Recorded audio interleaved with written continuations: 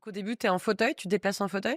Alors non, j'ai jamais voulu, me mettre dans un fauteuil. Je prenais les béquilles, parce que je trouvais ça plus physique et puis parce qu'il y avait moi, vraiment l'image du fauteuil, ça a été très compliqué pour moi au départ et d'ailleurs quand j'ai choisi le tennis en fauteuil, il a fallu, tout un chemin, psychologique pour déboulonner les blocages que Ouais, j'avais, tu vas nous raconter, ouais. et donc moi à l'hôpital, je les rendais fous, hein, les médecins. En plus, militaires, autant te dire que j'étais moi la plus rebelle. Ils étaient pas prêts, hein, de voir débarquer, la petite meuf, Déterminé, qui les appelle par, leur prénom alors qu'ils sont tous gradés, qui leur dit, «J'en veux pas de votre fauteuil», et sauf et qu'il puis y tu es a en colère, j'imagine, donc Ouais, évidemment tu beaucoup de colère, oui, d'être là, de vivre ça. Bah, c'est tu es aussi, c'est les montagnes russes émotionnelles, hein. Les 4 mois avant que je marche, c'est la machine à laver, c'est les blocs opératoires, c'est beaucoup de chagrin, beaucoup de douleur aussi. Ça, c'est